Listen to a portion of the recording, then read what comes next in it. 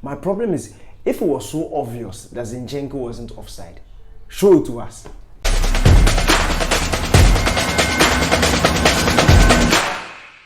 So the question I want to ask is, why wasn't the Zinchenko contentious offside decision checked? Why? When we saw the replay, in fact, in the build-up of play, once the ball was released to him, the suspicion was offside. Then play progressed, then another phase of play. It was so obvious. Why did they decide to check the second decision in the Nketiah offside decision instead of the Zinchenko one? My problem is, if it was so obvious that Zinchenko wasn't offside, show it to us. Why wasn't it checked? That's the point. And you see, the application of this VAR thing is becoming, it's becoming unbecoming. Because then what is the use of technology? If technology is there to be able to streamline some of these decisions and get us close to accurate decisions, why was this one not checked? At such a crucial point in the game, why was the Zinchenko decision not checked? That's my point. Because from what I saw, I thought it was offside. I thought he was offside. Now, I'm sure there are a number of people watching this thing, neutrals, Man United fans, even Arsenal fans who will not admit it, that he looked offside. So show it to us. Just let us know. Erase the doubts that we have in our head. Don't leave us to be thinking, was it not? And go and check one that was clearly onside and come and tell us he was offside, he was onside, so we're go stance. No, that's absolute nonsense. For me, it doesn't stick. That doesn't stick for me. Last week, and you see, I'm not a hypocrite. It's not that, yes, because I'm a Man United fan, I'm insisting it was offside. No, last week, and I put out a tweet where Man United beat Manchester City. I thought that Rashford decision was offside.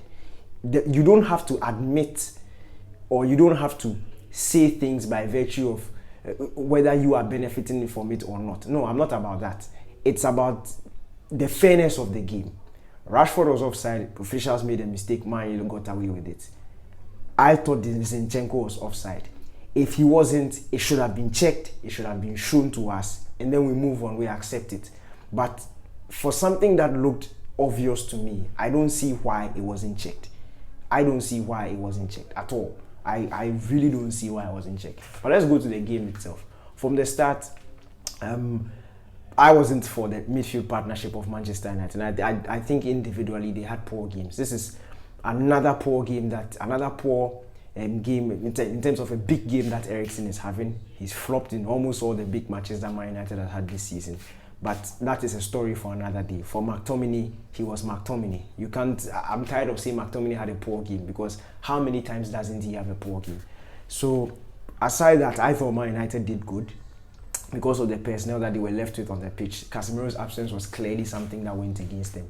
But they did good. They seemed a bit compact. They seemed compact, in fact, not a bit. The fact that Arsenal were not able to carve them open as many times that I thought Man United would be left open, especially considering the shape that they went with. With Manchester City, it was a change of shape which added more bodies behind the ball. So you were sort of expecting Man City to struggle to create opportunities. But in this Arsenal game, he went his typical 4-2-3-1.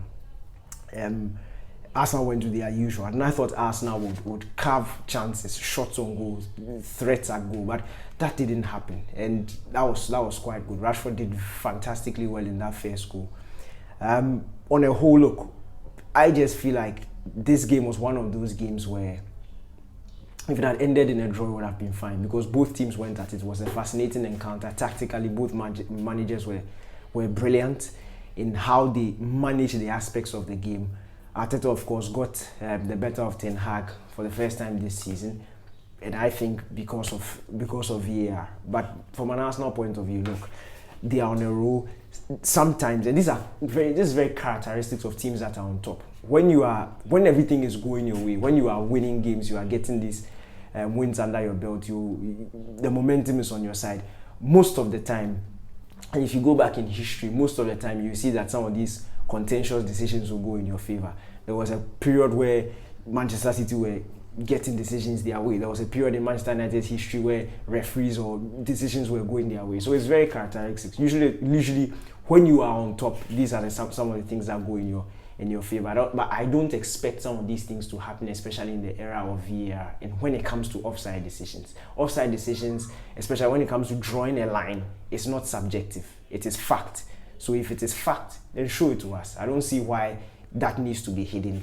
And then you show us a different incident, which we all know was onside, and then ignore the one that had everybody talking about, and then proceed with the game and give a goal to Arsenal. For me, that shouldn't have stood. That was wrong. That was wrong from VAR. And I don't care. I need to see why that decision wasn't given as offside. I need to see why Zinchenko. I want to see lines to convince me that Zinchenko wasn't offside. Because come on, he was clearly in an offside position, and from that point, it should have been stopped. Had it not been that case, I think it would have ended 2-2. But let me see what you guys think in the comment section. I'm sure Arsenal fans will disagree, but I always say this thing: with VAR, it will happen to everybody. So today you might be in the comments and scream in the fact that yeah, he's a Man United fan, cry. But trust me, VAR by all means happen to you.